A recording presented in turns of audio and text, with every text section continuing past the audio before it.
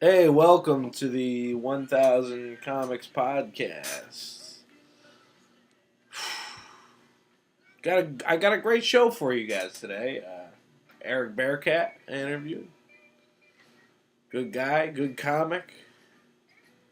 I've been thinking a lot lately about what it means to have an influential voice in America.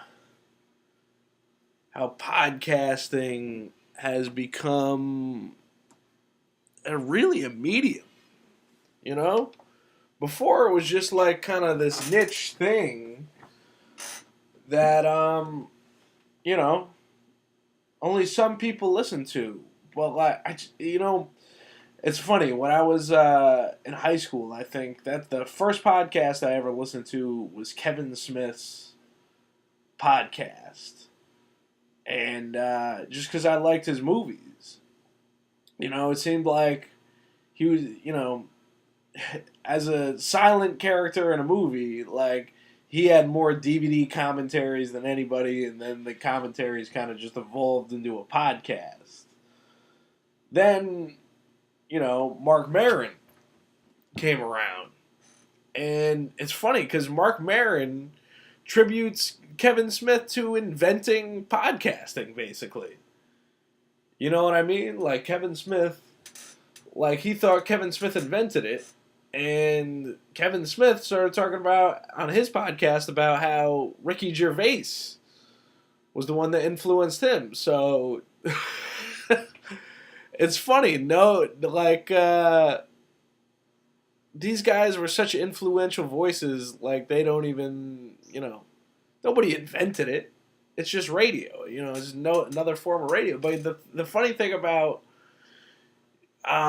Mark Maron, who's now one of the biggest voices in America, attributes Kevin Smith to inventing something that he gives Joe Rogan like all the credit for because his podcast is huge.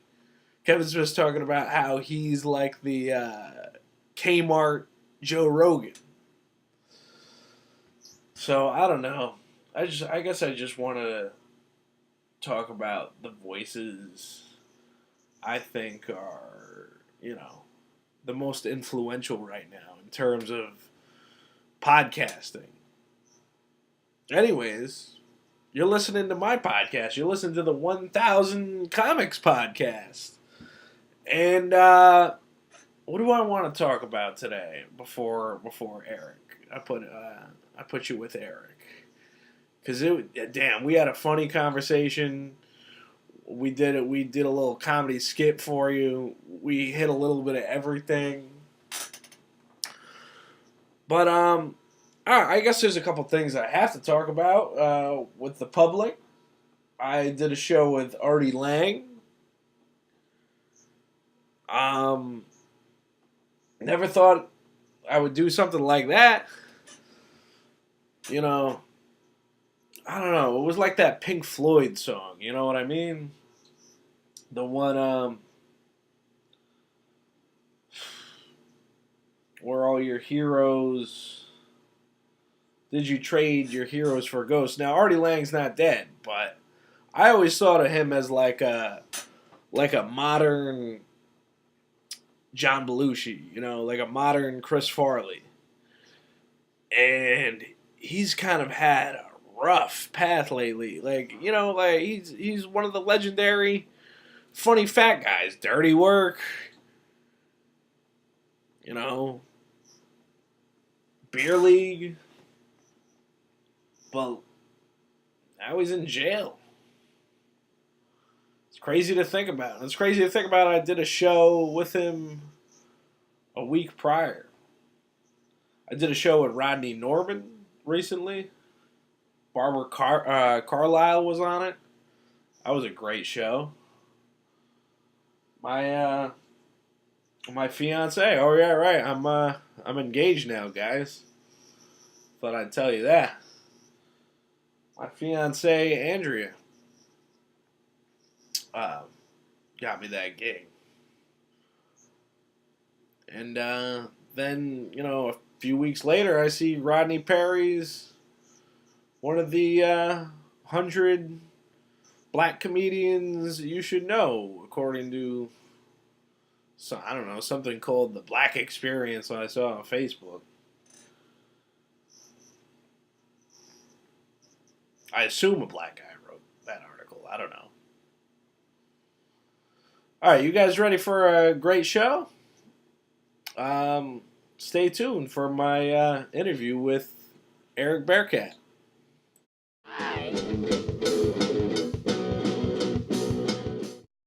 All right, welcome to the 1000 Comics podcast. Woo! Hey, my guest today, Eric Barakat. How you been, man? I'm doing well. Thank you for having me. How are you? Shit, I'm good. I had kind of a weird morning. I was trying to get. You're actually the first guest to be around the popcorn machine. I'm honored. I am the premier popcorn guest. I wanted to have a bowl of popcorn ready. You do. With there's a bowl of popcorn. There's a sitting bowl in of front popcorn. Of me. You can light. eat it if you want. It's fluffy. It's crunchy. So if there's any crunching in you can hear. I'm sure the audience will know. I don't know. I thought it's well I didn't seasoned. know if I wanted people to eat on my podcast. The only time, because I've never heard a podcast with people eating, but I did watch one DVD commentary where people were eating on it, and I was like, that just seems like the most relaxed, comfortable DVD. It was a commentary of Chasing Amy, and like Ben Affleck and Kevin Smith are just like chowing down. Yeah. Nice. Yeah, popcorn is a good food to have for a podcast, I feel, because the audience can enjoy it as well. They can hear me crunching and munching. They're like, maybe I should get some popcorn for this podcast. Absolutely. I feel like if you were just enjoying like maybe an avocado or a smooth peanut butter, there's nothing for the audience there. There might be some weird sticky like asthma shit that you could do, that kind of shit. And I apologize for people like me who get driven crazy by that sound. So how you been, man? How long has it been since we've last done a show together? I can't even remember. It's been an incredibly long time. You and I know each other from Joker's Wild, which is a comedy club in New Haven that no longer exists. Right. So that's it's a special milestone in your comedy career when your comedy club when your home club no longer exists. Yeah, I always referred to it as the home club. Well, yeah, I mean, the Joker's Wild was a home club for many of us, and I think, and for a lot of us, the only kind of home club that we ever really knew. Yeah.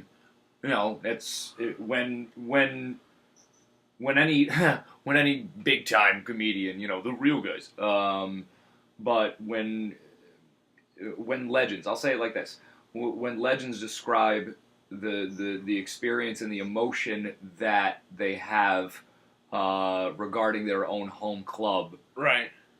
Joker's Wild was it, and nothing's really replaced. I know what you mean. Or try to. You listen to. I'm sure you listen to podcasts like Mark. Do you listen to Mark Maron's podcast? I have not had a chance to take it in. I'm sure it's magnificent because he's an incredibly talented human being. It's almost like when I don't want to make it sound like I avoid it. No, I don't listen to Mark Maron. No. He's much smarter and funnier than me. Let me just be very clear about that. But in the way, my point is the way we talk about Joker's Wild, right? Is like the way like you listen to like Chris Rock when Mark Maron interviewed Chris Rock, the way he was talking about the comic strip in New York, and that's like, oh, that's where I came up. Like that was my home club. That's where Eddie Murphy discovered me. Right. It was one of the first places that somebody was nice enough to let me know, hey, the audience doesn't give a fuck about you until you're funny. Like, I used to do a thing where I'd be like, hello, my name is Eric Barakat, like starting it off. And they're like, yeah. They didn't buy a ticket with your name on it, so they don't give a fuck what your name is. Just be funny. You know what the most memorable set you had, I think, from Joker's Wild was that I can remember? Yeah? Is the one... do you remember the time where you got on stage and you were talking about how you had a nightmare that Pat Oates... thought your girlfriend was funnier than you? So I did have a nightmare. I I literally had a nightmare where my wife. My wife. At the time, it was your girlfriend. Right? At the time, it was my girlfriend. Yeah, that's a genuine story. That is true. I had a nightmare where my wife one night when I was going to Junkers Wild on a Wednesday, which is what we did. It was like a bowling league. And she was like, you know what? I'm just gonna try stand-up comedy. And my wife is incredibly funny. She's a very, very funny person. Right. She actually, there's several of my like a very reliable opener that I use that she wrote one of the punchlines in. You know, one of the punches there. What was the joke? The one that so I do a consistent opener. Let's see. Secret to a happy relationship is compromise, for example. They're always going to have something about each other that you don't like. My wife doesn't like it when I smoke weed and drive. She does. I don't like it when she wears clothing. And the part that she wrote was, so we do real, nice stuff for each other just to balance that out. She always remembers, she believes in my dreams. She always remembers to tell me that I'm funny, and I always remember to pull out. And that was that right from believes in my dreams out, the funny part, that was all my wife. And you still use that joke, right? I still use that joke very, very consistently. Yeah. I've built a lot of stuff off of that. It's a very consistent opener. One of the first and best pieces of comedy advice I was ever given, and I'm not really in the business of talking shit about people at all, or talking or promoting other folks like in the scene and stuff like that, because that gets dicey. So just a guy. One of the first open mics I ever did. It was actually the second time I was ever on stage. Second open mic I had ever done. The first one was a comedy club down in Long Island, Governor's Comedy Club. Before it was owned by the same people. What's the other comedy club in Long Island? I don't know. I've never been over there. There's Governor's Comedy Cabaret and I'm a shitty personer. The Long Island listeners out there are like, fuck this guy. Right, yeah. I'm a real piece of shit. When Ramona was like, he doesn't know the Long Island comedy clubs. I'll think of it eventually. But yeah, it was a 6-person bringer. Right. And the second time, I thought I was signing up for an open mic, or I was signing up for an audition, and I did my act, and the guy who was running it afterwards said, "How long have you been doing this?" And I was like, "Honestly, that's my second time on stage ever." He goes, "Yeah, I can tell because you have jokes, but they're in the wrong order. In the first joke," that's what he said. He said, "In the first 30 seconds, you do a joke with the word pussy in it. It's a funny joke, but let me explain something to you. You gotta build. Yeah. He said, you have 2 people who are on a first date. The guy's not going to laugh at that joke because he doesn't want to think that the girl he doesn't want the girl to think that he's a creep. The girl's not going to laugh at that joke because she doesn't want him to think that, she's a low-class broad, if you will. So now you've got 2 people in the first 30 seconds of your joke who are committed to not laughing at you. Not because you're funny or they don't like you, but because they're both trying to get laid. That has nothing to do with you. You've got to understand the audience is there." Yeah, exactly. It's like you got to take people's guards down before you can hit them with material. Right. So that's a little racier. Right. The nice, gentle, she doesn't like smoke. She doesn't like it when I smoke weed when I drive, and I don't like it when she wears clothing. Tee hee hee hee hee. Oh, that's nice. He thinks his wife is cute naked. All right, great. Then, we take back up with, she always remembers to believe in my dreams. I always remember to pull out. That's, okay, great. Now, in the first 15 seconds, I've gotten you to laugh at a real genuine, pretty graphic dick joke. Yeah. We're already friends. And that's what my wife brought to it, and that's her writing. There was also a joke about peanut butter. And it's so old I don't even fucking remember it. But a joke that your wife wrote the punchline to? Yeah, that I had for years. Something about somebody who didn't like Skippy, but they liked Jif. And I had some kind of comedic reason that was a bit of maybe it was a pun or something just ridiculous. And she looked at me one day and she went, "Why don't you say it's because of the nut size?" I was like, I needed my wife to feed me a dick joke, if you will. The nut size. Right, the nut size. You're welcome to have one of these Reese's cups. There you go. Reese's. Actually, oddly enough, I think Reese's peanut butter was the catalyst of the joke. I was interviewing something for like a day job type shit, and I at some point I had to like tell her, tell me something interesting about yourself. And she launched this fucking diatribe about if I go to the store, I'll buy, I'm way too into peanut butter. I love Reese's peanut butter. I will dip my Reese's in Reese's peanut butter, and if I go to the store, I'll buy Skippy, but I won't buy Jif.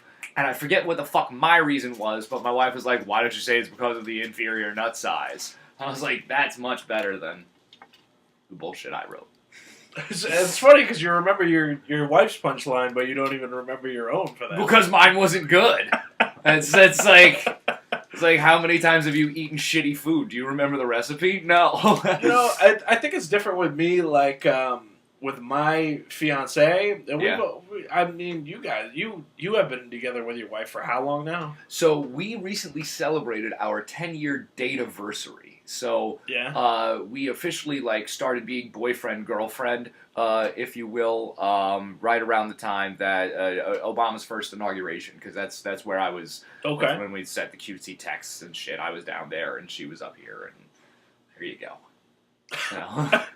So you two have been together for a while. Me and my girl, we've been together for about a year now, and I've learned that she knows a lot more of the business aspect of comedy than I do at all. And I feel like that's like definitely a good thing to have in your back pocket, because it's like I don't think I could be with somebody that's like really funny and always on. You know what I mean? Huh. Where it's like, not to say that my girlfriend's not funny, she just has a completely different sense of humor than I do. Yeah. But the business, like she got me on a show with Rodney Perry. Yeah. And I was psyched about that. And then a week later, I was reading, he was in an article, 100 black comedians you should know, and he listed in the first 50. I was like, she really did well with that one, right. That ain't half bad. So when did I bump into you? Yeah, the day before yesterday? Oh, yeah, Friday night. We were both at Mohegan. We should probably let the listeners know that we ran into each other for the first time in years in a men's room at the casino. We were both, you had just gotten done handling your junk, and I was going to handle my junk. And I did wash my hands. Yeah, you were washing your hands. I was at the sink. I actually saw you in the mirror. It was great. You were one of the only human beings. You stood there and you sang the entire alphabet song, very methodical, each finger, very, very sanitary, rinsing well. That's a trick I picked up from Tony Shalhoub in the TV show Monk. That's nice. Because once you know a better way, it's hard to go back, right? What were you doing at the casino that night? So I was actually at the live show for, I believe, it's the single most downloaded podcast or something to this effect. So, are you familiar with relatively old school wrestling? A little bit, in the 90s. Yeah. Okay, so at the time there were two companies, WCW and WWE, then WWF. And they were kind of engaged in something called the Monday Night Wars. They all had a show on Monday, and it was kind of a ratings war. So one very, very smart, very, very knowledgeable wrestling fan started a podcast with a gentleman who played a character on TV called Brother Love. Right. He was also, for just a huge amount of time, the head and or involved with WWF's creative, and also the head of WWF talent relations. Right. So basically, one of Vince's right hands men. Just how if you have multiple right hands. So he started a podcast called Something to Wrestle with Bruce Pritchard, and it became incredibly popular. Right. So this guy, the wrestling fan who started the podcast, Conrad Thompson, started another wrestling podcast with Eric Bischoff, who was the CEO of WCW, called 83 Weeks. The amount of time that WCW beat WWF in the television ratings, 83 weeks. So they had a live show with the two of these absolute legends in the wrestling industry together, along with the host, who is phenomenally taller than I would have expected. This man is very, very, very, very tall. So I got to, take pictures with folks. And, where in the casino did they do this? This was in one of those big-ass off-to-the-side conference room type deals. Yeah. Yeah, so it was, it was kind of...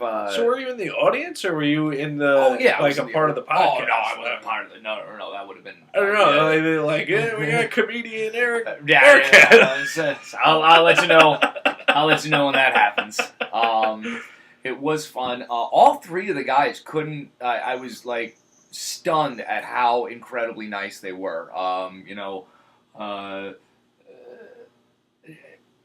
don't know, in a business like that... it always kind of gets me grumpy when people get a bad reputation for being, too big time to be nice to people. Chappelle said in one of his acts, "Hey, did you ever think my surroundings were crazy?" And then he kind of lays out a situation where you're at Disney World, and a complete stranger comes up to you and knows the names of you and your daughters. That's some fucking Twilight Zone shit. Right. I mean, it makes sense because you're on TV, okay, great, but... every day of your life, can you knew it? So I can understand when people are like, "Hey man, you paid for a picture with this motherfucker, don't come over and shake my hand." These guys were coming over and shaking hands, "Thanks for coming out, thanks for coming to the show and shit." And I'm like, "Oh wow." And they kind of, they're characters on TV, if you will, have reputations, of being a dick, and your character, I guess, is kind of based on what people experience of you. But yeah, couldn't have been nicer people, And, do you think if you reached that status, you would do meet and greets after the show?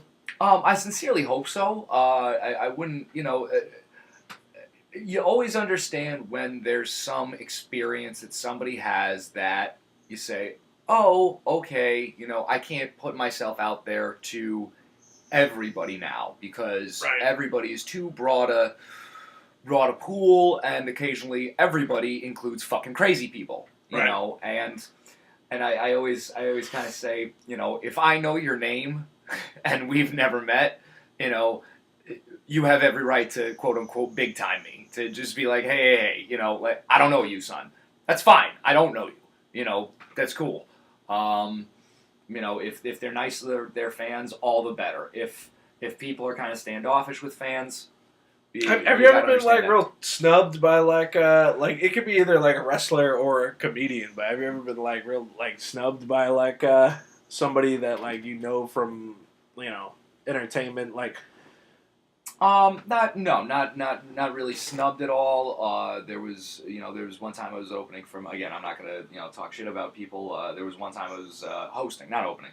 I was hosting for somebody at the Funny Bone, and they were getting through their credits, and it was a new guy mistake on my part because I went in and I was a bit starstruck, and I love you from this, I love you from that. You're talking 45 minutes, a half hour before the guy's show. He doesn't want to fucking sit down and talk to a complete stranger. Right. That's nowhere near his age. About a TV show he may have had 3 or 4 years ago that you liked. Fuck, what? Get the fuck out of here. Sounds like it was John Witherspoon. I know someone who had the exact same experience with John Witherspoon at the Funny Bone. Oh my god. That's funny. That's hilarious. Eric's got this look on his face. It's I will not confirm or deny that it was John Witherspoon.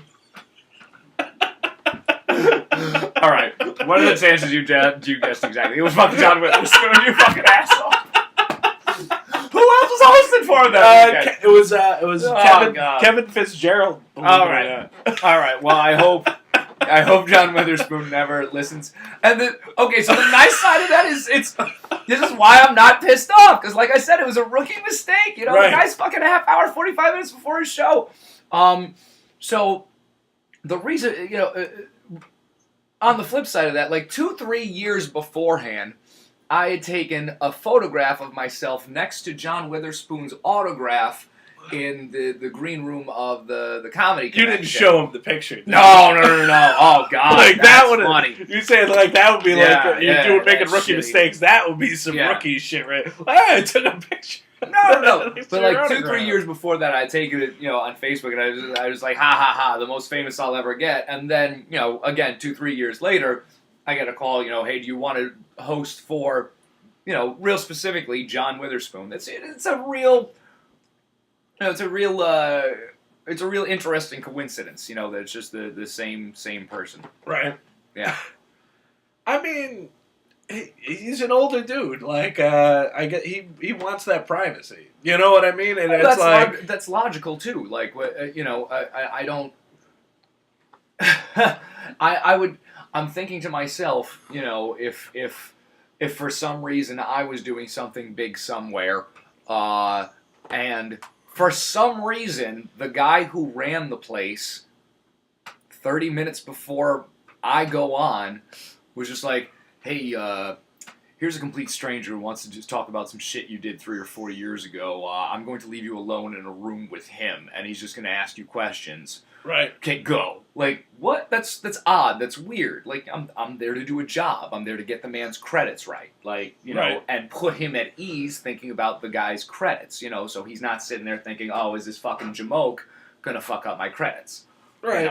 And that's but where you're also a head young, aspiring comedian, and he's an old. He's a senior. He's a seasoned veteran at what he does. He's a legend. So it's like, I think the main issue with like that kind of thing is the kind of thing we're talking about is that when you first start doing stand-up comedy, and how many years have you been doing it now? There's the math on that is so wonky because you have periods where you stop doing it for a little while, you stop doing it for a little while, or when you start doing it, I say, my first open mic was prank, this day, but I was also so stupid, back then that I thought, okay, but it's exactly you got to 5 count minutes those every month, stupid years. If I count those stupid years, it's somewhere like 12, 13. Okay, so 12. We're all right. Let's say for argument's sake 11 then. Right. Okay? Right. Yeah. I guess. You have to count those years because it's like when you first start. I feel like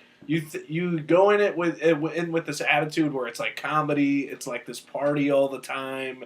It's this. It's like this. It's the one job you want because it's not actually work. But then someone would think, but then you realize after years of doing it, it actually is work, and it's hard work, and it's going to be the hardest work of your life, right? If you ever really want to pursue it. There's always that in the back of everybody's head, especially when you first, starting out, of that thing that's portrayed. I guess it has happened to a person or two, that 1 in a million, that you show up to some open mic one night and there's a guy in the back, that's worth $1 million and he's smoking a cigar and he says, right. I like that kid, he's got moxie. And, tomorrow you're on on a plane to New York. Even though you're fucking an hour and a half by car, and they're giving you a TV show and shit like that, and it's like that doesn't happen because you're not a good investment, bro. Like, you've got nothing under your belt. Oh yeah, that's not going to occur. Even they always say every overnight success takes 10 years, and a lot of those 10 years are just shit. Just making silly, stupid mistakes. There's no book to a lot of things. It's so wacky because there's no book to how to, and there's no rules to how to do comedy or have a comedy career correctly. But, and that's a huge but, there's a right way to do things. Exactly. And I don't know if there's anything else like that.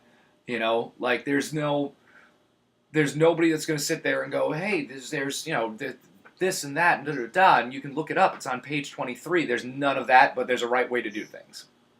I don't know if there's anything like that. There's being a professional, being a professional and not being a professional, like you said, being a rookie, Right. Like, for example, if you have scheduled with something, with a guy like, more than 48 hours in advance, right, and you're smoking a bowl, driving there, and you're 15 minutes late because you didn't hear the fucking GPS. That's unprofessional. Yay! Are you talking about this? It's a meta joke. It's a meta joke. For the listeners out there, Eric was 15 minutes late on the podcast, but it's all good. Like, why did the GPS say anything? Because you'd have the volume all the way down. He's really only doing himself a disservice because the lid on his coffee cup's melted. It's nice. It has personality. But I kept it hot for him. That's there you go. Thing. Next to the space heater. Yes. Can I just say while I'm here, I love this room. I'm sad that your listeners can't see this. There's so much genuine, wonderful memorabilia around here. It's not real. It's not real random collection crap. It's real some A+ shit around here as far as various vinyls. Bob Marley and the Wailers. The Graduate there. Super Tramp. Really great stuff in here, along with like an actual Super Mario Brothers 3 NES cartridge. I actually stole that one. That's the only appropriate story that goes with that object. Do you want to know the story behind that? That Super Mario Brothers thing. Here, I'll tell you you tell me a theft story, and I'll tell you a theft story. Okay, because you're gonna love this story. Mm-hmm. I actually just stole this just recently. Right. Oh wow. Okay. Wow, this isn't even an old theft story. This isn't even an old story. Because I do have a collection of NES games. Uh-huh. They're all in my father's garage. Yeah. This one is unique and special. Is that like he holds them like ransom or some shit? No. I've never decided. Out of to laziness, not spite. Yeah, okay. Yeah. Because I don't have an NES, so what am I going to do with all the games? Right, but if you did, it would still work. This one, I'm so glad you mentioned this, but at the same time, I'm worried now because I might not, I might be get in trouble for mentioning it, why I took this. Yeah. I recently did the Pater Pain show. Yes. Okay, I'm familiar with that. Yeah. At comics at Mohegan, and for those of the listeners that don't know. The judges on the show are Ryan Broth and Pat Oates. Yep. I mean, yeah. Why did you laugh at them? No, they're nice people. I like them. I mean, I like them. I think they're both great comics. Yeah, absolutely. And like we were talking about professionals, those two guys are professionals. Mm-hmm. They pound pavement. They work hard. They don't forget the balls. But I got such a lashing on this literal lashing because there was because that's the gimmick, right? Whip you. Yeah. I did not realize. I knew that the physical pain was going to be an aspect of the show. Right. I did not realize the criticism and judgment we were going to get from the judges. Yeah. And for some reason, I was so bummed out about the critique Ryan Broth gave me. I took that from the green room. Wow. Comics. That is quite a trophy. So if Ryan Broth's listening, I mean, I'll give it back if you want it back. If not, so I was doing some research while you were telling the story. Game came out 1988. So 1988. Yeah, it's quite a piece of history you got sitting there. That's a beautiful thing.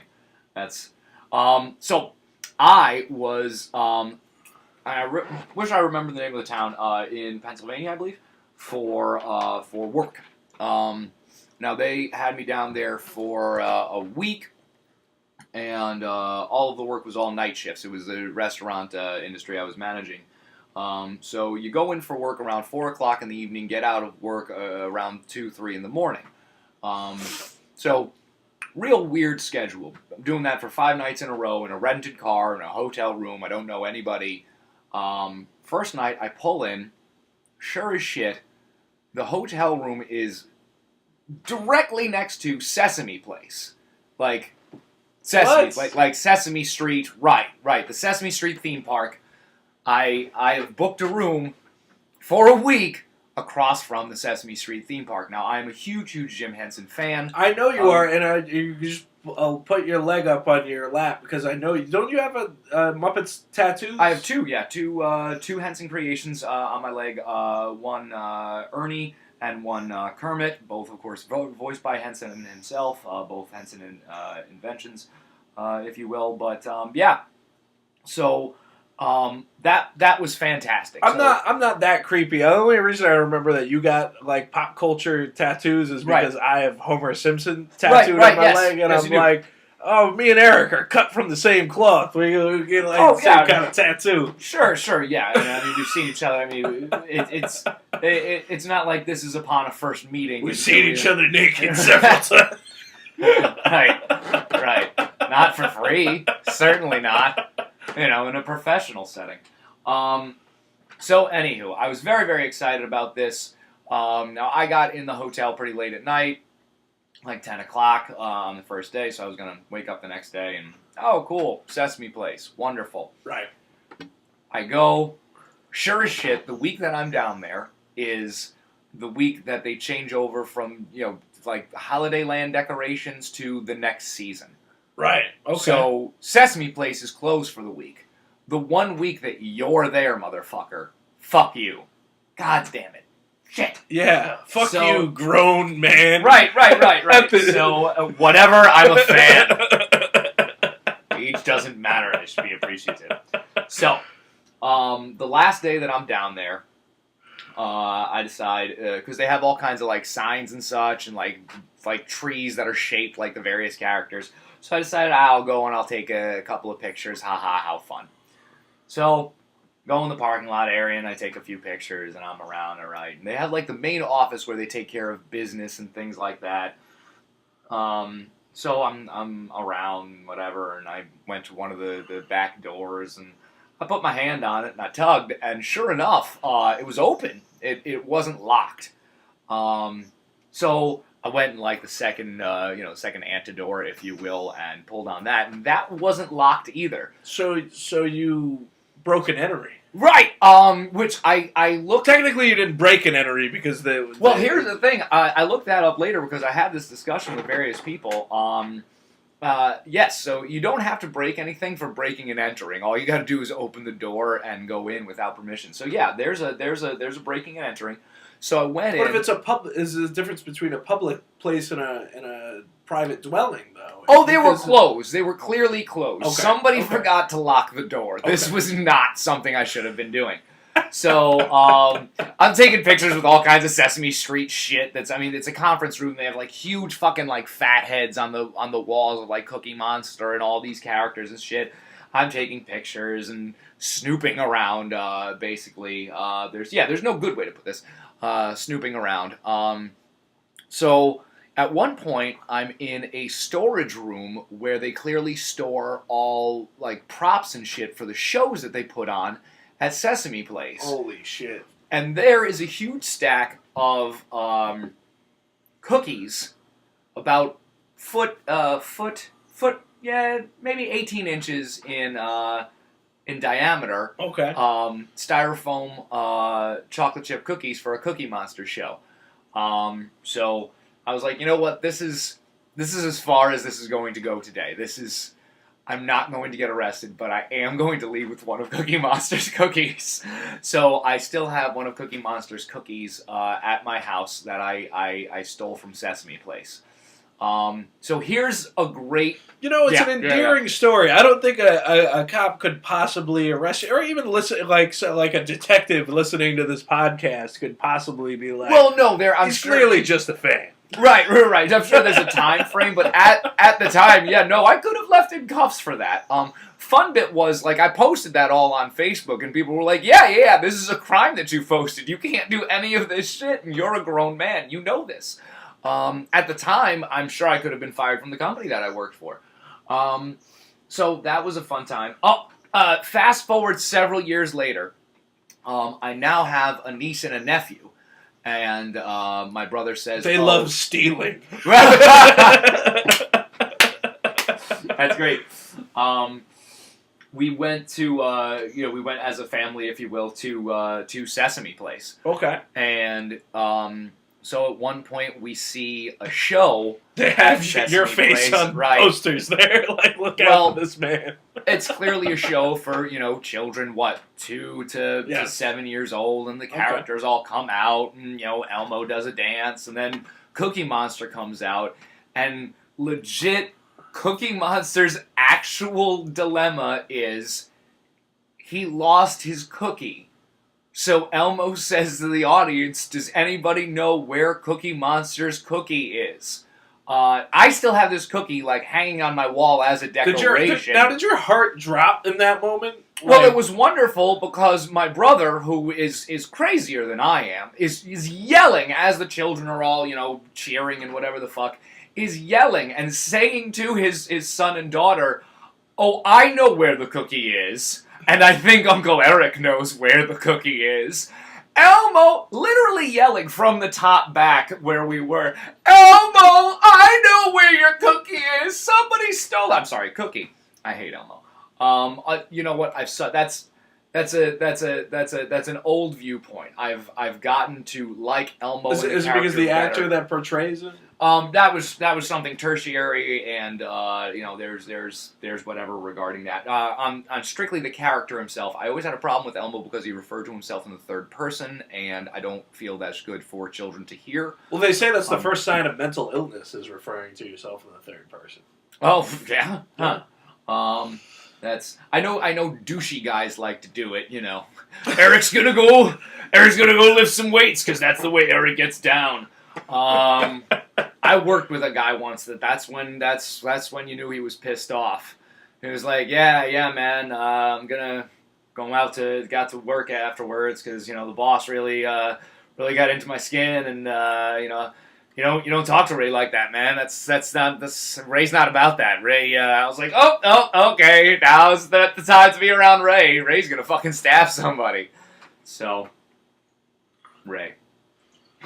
So what happened? I feel like that show, the story about the show. Where was Cookie Monster's cookie in the show? I don't know if I remember the details because I was panicked. There was something where they had to find we had to find 3 objects that were shaped like a cookie or whatever, and it was something silly. It was he had packed his cookie because he was going on a trip. It was in his suitcase.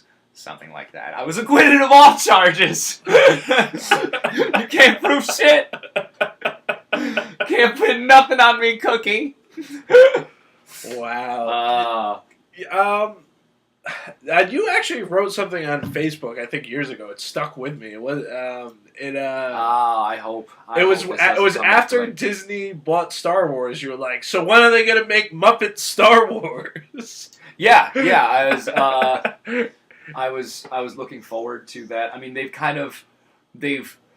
put the Muppets in those roles before as a gag and such, but I remember there's an episode of Muppet Babies where they did that. Yeah. But that would be great if they made a full-on Star Wars. Right, just Muppet get it movie. done. Just get it done. And even gag the Lucas shit. The special edition stuff. I'd love to see Kermit flying in a snow speeder, and we actually see the leg of the AT-AT through, that bar there, in the frame that wasn't fixed. And I'd love if they made a gag out of that, old school Muppet Show style. I think I always loved when Kermit on the old school Muppet Show would gag on the show itself. Right. I think he was the original breaker of the fourth wall, if you will. And even if you listen to a lot of the old songs that they did on Sesame Street, it had a lot of good humor and a lot of, for example, there's a song that Bird does about Big Bird does about the number 4, and there's an incredible rhyme scheme to it that oh, this isn't necessary for 4-year-olds. This is good music. Just not good music. You wouldn't put it on because this is my motherfucking jam. I would, because that's what I do. but it's well written music, and it doesn't need to be, or rather maybe it does need to be. And just nowadays, when you listen to more Child Gear stuff, it's simple on every level. Right. You're a real Muppetologist. I know a lot about it. Do you think you know more about the Muppets than Jason Segel? The guy that wrote the new Muppet movie? I wouldn't go ahead and say that. Do you think you two could win in a Muppet trivia? If there was a Muppet trivia contest, you think you could beat him? To beat him? To beat him, no, but I could definitely see us finishing each other's sentences. All right. I think that would be fun. It would end too nicely if it's right. About Muppets. Yeah. I feel like it would depend on what his. Okay, so here's we started this about my cognitive dissonance with regard to Elmo. So Elmo refers to himself in the third person, which, like I said, I didn't think is real cool for kids. I also kind of had a problem with Elmo because the star, if you will, of Sesame Street for a long time was Big Bird, played by Carol Spinney, same guy who does Oscar, or rather did. He retired recently. Brian Vogel was the guy who took over for him. But anyway, back to all this fun shit. So Big Bird was always kind of scripted as a 5 to 6 year old, child, if you will, is where it was at. Really? Elmo was kind of scripted a little bit younger. And somehow the focus kind of shifted on Elmo when Elmo became the star of Sesame Street. And I personally and there's no good reason behind this, but I was personally offended that Elmo jacked Sesame Street. However, upon further research, you learn things like Elmo was the ring bearer at the wedding of Luis and Maria. So you can't really hate on the guy for shit like that. So there's definitely positive qualities, but again, Big Bird was the OG, and all of a sudden it's about this little red bastard. That's some real feelings. I was trying to segue into Star Wars with the Muppet Star Wars thing because I actually I wrote a comedy sketch. It was one of the I don't know if they did Muppet Star Wars, Elmo would be Jar Jar. I said it. Come at me. I wrote because you're a big Star Wars fan. I am. Yes. Yes. You every May 4th, I always love your posts on Facebook. You are the one large celebrator of Star Wars Day. Yeah, I don't know if you do it sarcastically or. I like big goofy holidays. I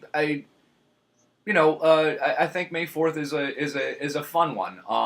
May the 4th be with you if you're not familiar out there. Sure, if it's a. If it's a day or a holiday that's dedicated to a fandom or something that you can do, I kind of feel like, okay, well, do something for it. That was another thing that my wife kind of flipped the switch on with me. That there was one May 4th that was coming by, and she was like, "So, what have you done?" And I was like, "Oh," she was like, "What?" And we went out and we got we got the movies on whatever the newest medium was. Right. And sat down and watched, and I was like, oh yeah, it's good. It's better at the end of a holiday such as May the 4th to say, oh, I did this, than to go to bed and say, oh, I didn't do anything. I wish, and maybe it does. I haven't Googled it, but I wish Zelda had a holiday, if you will. There's the day that it came out, and I don't know when it is off the top of my head. But I don't think there's an official, Legend of Zelda holiday. Cause you're a large advocate for the Zelda holiday. Yeah. I think as a geek community, we should get it done. Now I feel like my fiance wanted to get married at the end of March. I'm pushing it back. We're going to elope to Niagara Falls the first weekend of May. I said, how about May 4th? It's important if you're going to elope to announce it on a podcast. You know what? I don't think she's gonna listen to this, and and not because she doesn't like you. She only listens to people like the comedians that are middle-aged black women that are on the show. Sure. You're the first white person I've actually interviewed in this room. But Really? yes. Okay. I'm white. That's. Did Anyways. anybody just shut off the podcast? Just like, what? I will not, sir. I tune into your podcast for consistency. Get the fuck out with this Mr. Clean looking motherfucker. Funny because the first white person I interviewed in Connecticut, I did it at his place, was Stash Makita. We look similar. Both Mr. Clean aspect. Anyways, I wrote a comedy skit for us for today. This is one of the things I do on 1,000 Comics podcast. I'm so excited. A lot of them I'll do where we'll like read back and forth. But I had a different idea with this one, this is the scenario, right? Yeah. Let me paint the scenario for you, and you're gonna improv. Oh, okay. All right. Are you cool with that? Or Yeah. So the scenario is a guy. Is there any nudity? I came prepared. I did push-ups, so. Yes, our listeners are ready for nudity on an audio podcast. Right. He's going to get naked, but nobody's going to see it. That's right. This is golf commentary. All right. Eric's dick is out. He's flopping to the left. So the scenario is a guy is at Comic-Con with his wife. So it's you. You're with your wife at Comic-Con. Okay. It's I don't know. It's there's some type of Star Wars VIP thing going on. Let's say, for argument's sake, it's May 4th, because you two do something on May 4th anyways. Yeah, because she's sweet like that, yeah. You two are getting in. You're going to see Mark Hamill, Harrison Ford's there, R2-D2's there. I love the first two are real names, and the R2-D2, I don't know, whatever, motherfucker. There's a hologram of Carrie Fisher. Right. Okay. Now, as you two are walking in, you two are kind of walking in. She's in front of you. You're behind her. She walks in. As you're walking in, a bouncer stops you. Right? And the first line is, "Hold up, where are you going?" And then you go from, like, "My girlfriend's in there." And then we'll just riff. All right. Okay. Are you the bouncer? I'm the bouncer. I'm me? Yeah, you're you. Okay. I'm the bouncer. All right. Hold up. Where do you think you're going? That's my wife, actually. She's going in there. No. Lots of people's wives are in there, all right? No, that's honey. She left. I'm going to need to put you through a brief screening process. What? To make sure you're worthy to go back there. There's a screening. Nobody else went through the screening process. You got to go through the screening process, all right? But it's easy. You know a lot about Star Wars, right? I do. Sure. Okay. Sure. So it's a brief test. Are you ready to answer a few questions? I hope so. I'm gonna lose my wife in there. This wasn't in the brochure. All right. Question 1. Yeah. What is the name of Luke Skywalker's home planet? Tatooine. That's easy. That's where he grew up. Very good. Very good. All right, settle down. Settle down. All right. There's just a few more questions. All right. It's worrisome because my wife clearly ignored me. She'll be fine. She's among Hollywood's finest. All right. All right. Who owned the Millennium Falcon before Han Solo? That would be Lando Calrissian. Yeah. All right. Yeah. Good. Very good. This is okay. There's some day one shit. All right. I was worried. Yeah. Okay. All right. What is the name of Luke Skywalker's father? That would be Anakin Skywalker. Later Darth Vader. Okay. I just have Darth Vader here. I don't know who Anakin is. I'm sure. Is this? Oh, okay. So you're. That's you're not involved with this. This is just on a list. I don't know. An answer key. I clearly have a clipboard here. Okay. With things written on it. Sure. Is this everybody you've been asking them? Or just settle down. Just settle down. All right. I'm just so confused What by this is process. Boba Fett's father's name? Boba Fett was fathered by Jango Fett. Technically, he was a clone son. But Okay, I don't need to. You don't really need to get into. Okay. I just need. The problem is I'm looking for just a the name. Question. All I'm looking for is the name. I don't know why I'm being yelled at. I'm trying so hard. Okay, there's only one more question. My question. wife is in there, sir. Okay. There's one more question. There's another question. What is Chewbacca's father's name? Chewie's dad? Ooh. I'm sorry. I'm not. It's not Tofor, is it? No. Both the name from the movies or the holiday special will be acceptable. I'm sorry. All right. At Good bless you. Yes. Or Itchy is his nickname. Itchy was a nickname. Special. So Chewy and Itchy. All right. All right. So I'm happy to announce. Yeah, they announced. There's an announcement. That if you had gotten that answer right, I would not have been able to let you in. You would have been too much of a freaky, possessive Star Wars fan. But since just little enough, there's a butter that zone, I'm able to let you in. The stars won't be freaked out by you or anything.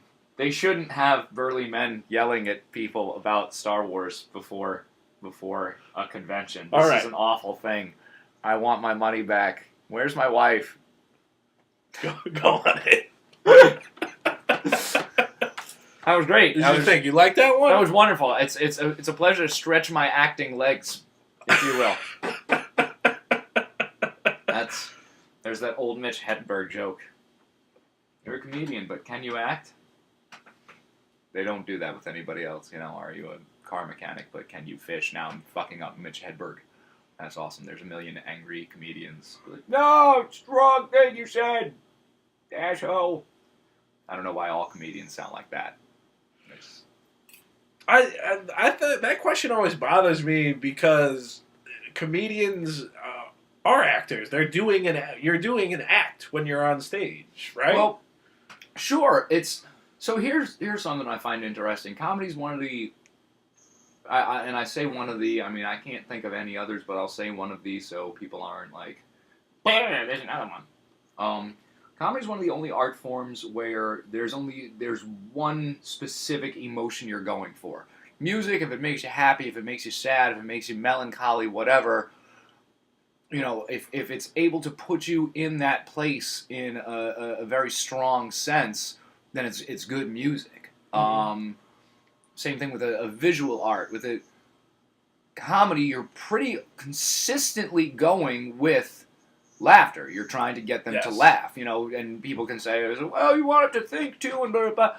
You want them to think, okay, fine, but what the fuck did they show up for? What are they buying? I don't think there's any other art form like that. You don't go to a bar, like no sign ever says, hey, we're playing specifically happy music today. At this you have a band name, okay, fine, and they kind of are known for doing this kind of music, all right, fine, but nobody ever is like, oh, I want happy music. People go for specifically comedy, the specific emotion of laughing. Huh? Yeah. I don't pretend to understand it. I've just always found that real, real interesting. No, I agree with you there. It's so strange though. Good, because if you disagreed, I would have fought you. But I feel like there's the everyone in the audience goes in for the same reason because they want to laugh. Yeah. But I feel like comedians all have different takes on what it means to be a good comedian. You know what I mean?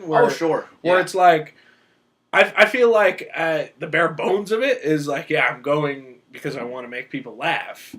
Where it's like, I don't know. I feel like there's a lot of different schools of thought on what's transcendent. Do you want to make people remember a show, or do you want people to just laugh? You know what I mean? Yeah, there's a lot of like what's your goal, or for example, a guy I like a lot, Gary Gulman, just kind of the rhythm of his stuff where he starts out kind of telling a funny story and then switches kind of to a ridiculous take on stuff and then kind of brings it back and goes back and forth between those kinds of like I don't want to those planes of existence, and it's all great, it's all funny. The man's incredibly talented and phenomenally smart, but just to me that is something that like wow I like that. There there's stuff that's classified as highbrow and lowbrow that you're just kind of I don't know, maybe because it may appeal to a different kind of laugh or a different kind of place. And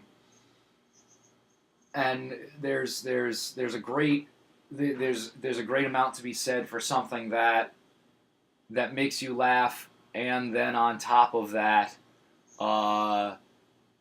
there's little, as people love so much nowadays, there's little Easter eggs in it. There's something that I put in there just for you, and it's kind of between you and me, wink, wink. That half the audience didn't get, maybe. And I think audiences, especially now, just when he did that wink, wink, his penis was out. When that was just for me, though. The audience at home, right? That was the penis moment. So that was it. You almost heard it.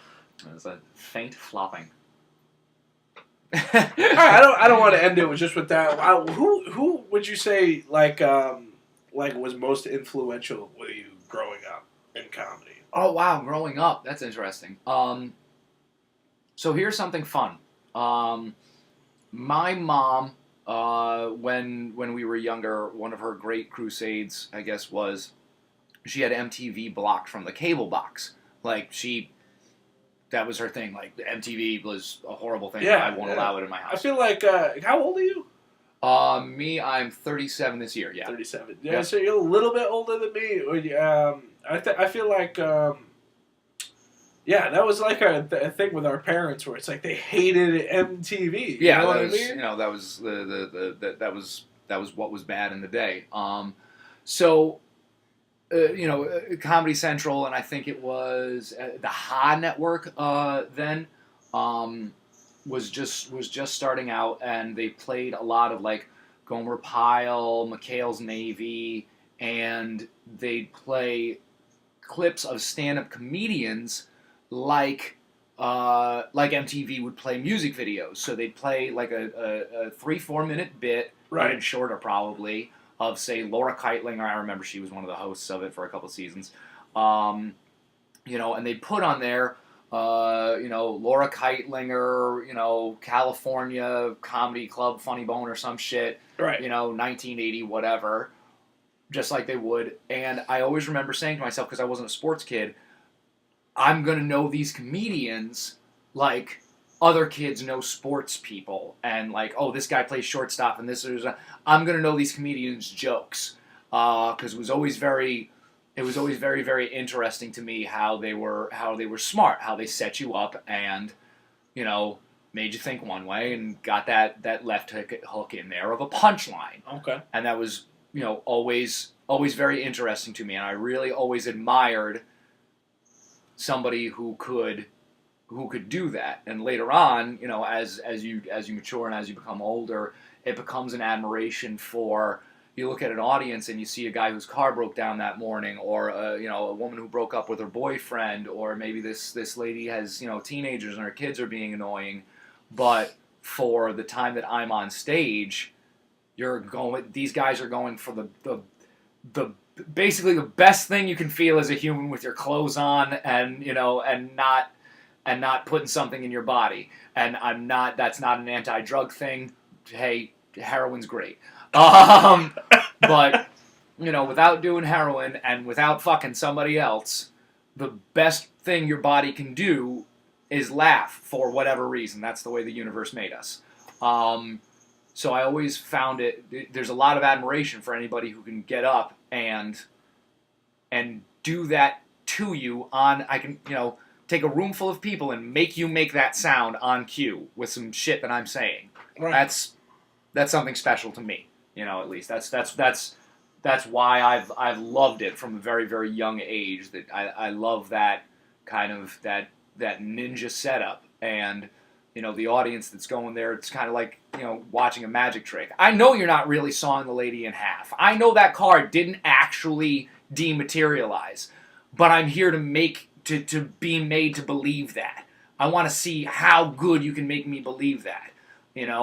I know you're not going to sit there and tell me how to change the oil on a 1984, Toyota. But I'm here for you to make me laugh. I'm here to hear that story told as fucking funny as possible. That's what I'm here for. Mm-hmm. I'm here to be tricked into laughing. That's awesome. That's something very unique.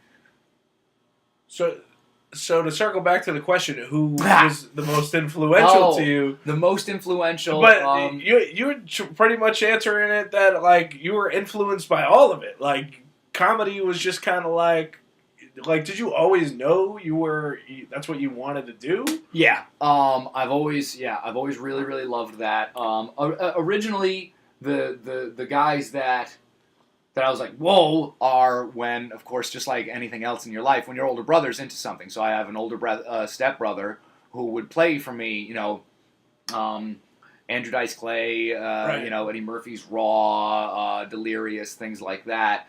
And whereas the subject matter, certainly wasn't appropriate, or maybe even, things that I didn't get, there were basic notes that you got. I mean, it's funny because you mentioned that your mother banned MTV in the house, but it seems like the comedians that you were into were like the dirtiest. Right. Ones. It was frankly something she missed. Right. They let you know about MTV. They didn't let you know about the Ha Network. And during the day when you're homesick or some shit, it's reruns of Gomer Pyle and fucking and McHale's Navy. That's not anything funny or offensive rather. But you like I said, you learn the timing, you learn the rhythm, even though you don't understand the subject matter. Why is it inherently funny when Murphy launches into an impression of Elvis and sounds exactly like him? All he's doing is making his voice sound exactly like another human, but that's inherently funny. Why? Couldn't tell you. But it's amazing, and the funniness comes in with how big is the contrast and how clean and quick does it happen. He doesn't take a moment and get into it. It doesn't slip in and out of, whether it is clean, it is quick, and Elvis Presley singing sounds motherfucking nothing like Eddie Murphy talking, but holy shit, whoom, at 1 second he's one and 1 second is the other, and that's funny. And you learn that even though you don't understand. I mean, maybe what's funny? I was thinking about this morning, where it's like, why am I so you took it as a personal offense that Elmo what was it that Elmo he jacked Sesame that Street he from jacked Big Sesame Street. I took it as I feel like when I saw the magazine cover, like the Entertainment Weekly with Will Smith playing the genie, I feel like personally offended. I mean, as an adult man, because Robin Williams, so iconic as the genie, he did that same thing where he would pop in and out of different characters, and they took animation and made that come to life. You know what I mean? Where it's like, how is Will Smith, like a live action Will Smith genie, going to Yeah, I'm always a big proponent of give him when Ben Affleck did Batman and everybody hated on it before they saw the movie. I still haven't seen the movie just because I didn't think it looked good. Okay, was it good? I don't know. I get any reviews on it. So I will say this: you're asking the wrong guy about that. I've been told I have a positive viewpoint of way too many things. I enjoyed the movie for what it was. I also believe people see films and shit nowadays with way too cynical an eye. A lot of people are movie critics, I feel nowadays. In the same way, everybody's a fucking restaurant expert because Gordon Ramsay has a TV show. Now everybody knows how to cook a perfect, medium rare steak. Right. Because they saw it on primetime. I don't know where the hell I was headed with that. We were talking about movies and such. Yeah, I'm lost now too because there's too many follow-up questions real that good at digressing. we got off the rails. But anyway, I think we're actually pretty much done. Unless, is there anything you want to promote? So I'm going to be at the Fuck Pit in April. You heard that right. So there's this great little venue that's opening up in Waterbury. It's pretty underground and cool. The only way that you can get tickets to this is to find it on Facebook. You actually search out Fuck Pit, message them. I know there's probably no seats left for the March show. I know there's excuse me. I know there's under 20 left for the April show. I'm on that. I want to say it's the 4th. I hope I don't have that wrong. And then I'll be doing some 420 stuff, if you will, on April 30th down in Rhode Island at a dispensary. So that'll be great. And news from last night. I was in the famous Scotty O'Boyle's roast tournament, and came out on top, undefeated. So big wins there. Congratulations! So, yeah, big times. Hey, so that's what's going on. Eric, I was so glad to have you on the Pleasure. show. Thanks for having me. It was awesome. Thank you for listening. 1000 Comics Podcast.